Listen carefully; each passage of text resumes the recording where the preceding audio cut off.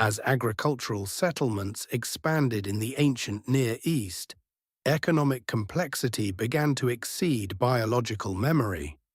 Contributions, storage, redistribution, and coordinated labor were no longer immediate exchanges between households. They became multi-stage processes unfolding across seasons. Once obligation extended beyond the moment of delivery, memory alone became insufficient. A recording system was required.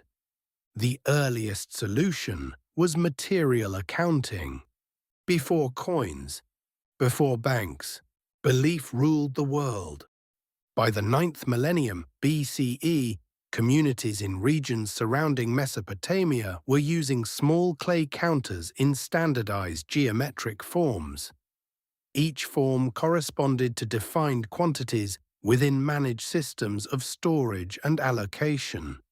These objects were administrative counters, material stand-ins for stored goods, designed for verification rather than exchange. They did not circulate as money. They functioned within controlled institutional environments. When goods entered storage, corresponding counters were assigned. When allocations were made, counters were adjusted. The system converted perishable commodities into durable accounting units. What mattered was not the physical object, but the quantity it represented within a structured framework. This introduced a foundational abstraction, the separation of the asset from its administrative record. Institutions could manage recorded quantities without physically moving the goods themselves. Coordination became informational before it was material. During the 4th millennium BCE, as urban centers such as Uruk expanded, accounting methods evolved to support larger administrative systems. Counters were enclosed within sealed clay envelopes, and summary impressions were marked on the exterior. The exterior declaration mirrored the interior contents. If verification was necessary, the envelope could be opened and reconciled. The mechanism integrated declaration and confirmation within a single object. It allowed recorded quantities to circulate while preserving internal accountability. Eventually, redundancy was reduced. The three-dimensional counter was replaced by two-dimensional impressions on clay tablets. Quantity no longer required enclosed objects. It required standardized signs impressed onto stable surfaces. With this transition, accounting became fully tablet-based. At this stage, the ledger became procedural rather than episodic.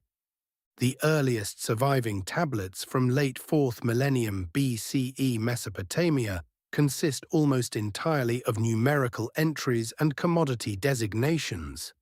They track deliveries, allocations, labor assignments, and institutional holdings. These documents are structured lists. They organize quantities according to category and function. Repetition enforces consistency. Recording was no longer occasional notation. It became embedded within administrative workflow. This shift altered how labor itself was understood. Once recorded, labor could be measured in standardized units: days worked, rations issued, tasks completed.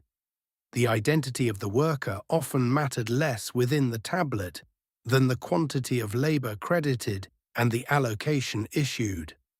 Accounting allowed institutions to correlate effort with distribution. It rendered time measurable and comparable. The ledger therefore abstracted not only goods, but human time. Seasonal labor could be organized against stored resources. Ration systems could be structured around anticipated requirements.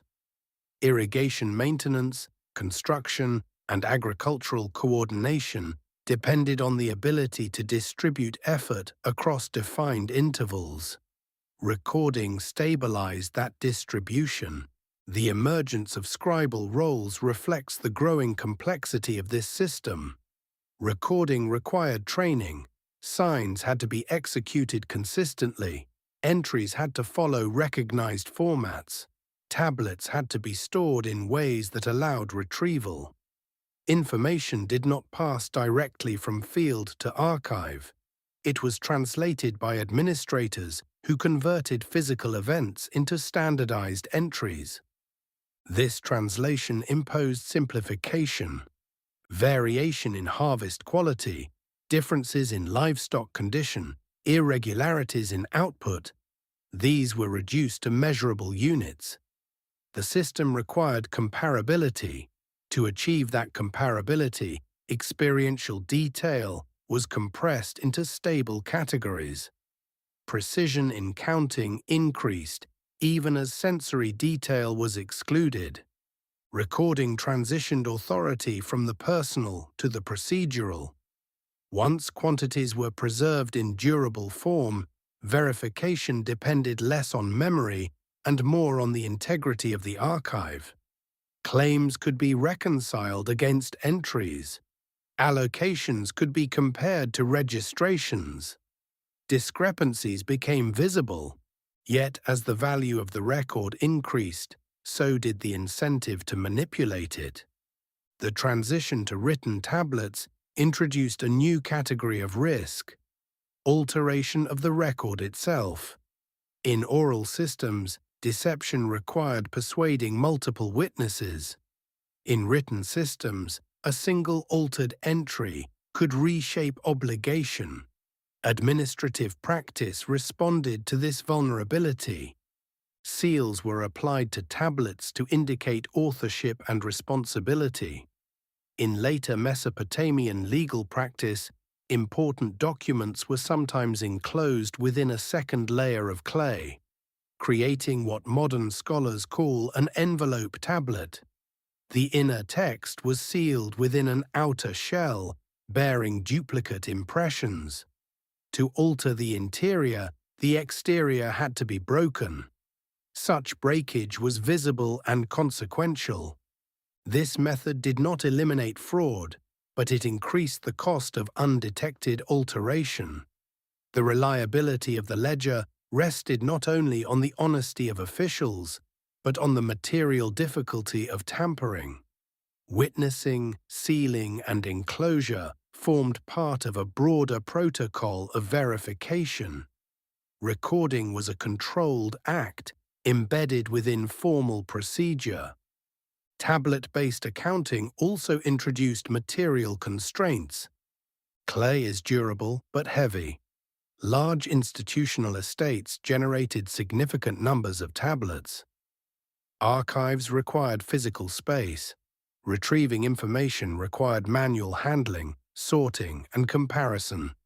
Decisions dependent on prior records were limited by the speed at which those records could be accessed and reviewed.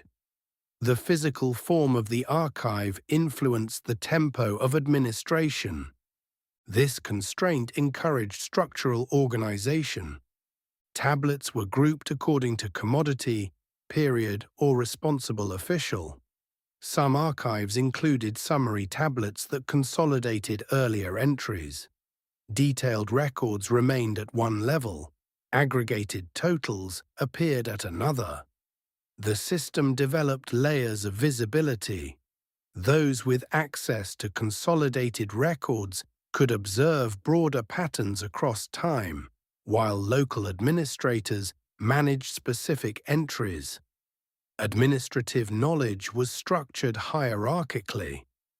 Archival order also served a regulatory function.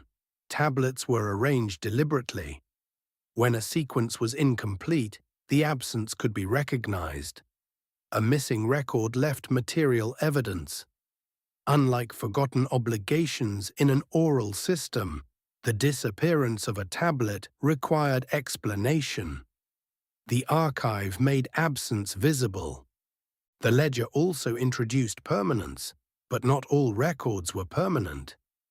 Administrative systems distinguished between temporary and enduring entries.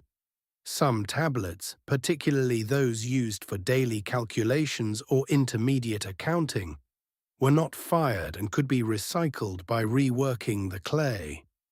Others, especially contracts, long-term obligations, or consolidated summaries, were fired for durability. This differentiation created a practical life cycle for information. Short-term records facilitated immediate coordination. Long-term records preserved enduring claims. By limiting what was permanently fixed, institutions prevented their archives from becoming unmanageable accumulations of minor entries. Selection preserved clarity. This distinction ensured that the archive remained functional rather than inert. It preserved significant obligations while allowing routine documentation to be renewed and replaced. Durability was applied selectively. Once impressed and fired, however, an entry could not be casually altered. Corrections required formal revision or replacement. In memory-based systems, disputes could be renegotiated through collective recollection. In record-based systems, the tablet became a fixed reference. While records could be amended, the durability of clay stabilized claims across time. This permanence strengthened institutional continuity but reduced flexibility. The cost of revision was greater than the cost of inscription. Stability increased as adaptability narrowed. The ledger therefore did not merely document economic life, it structured it.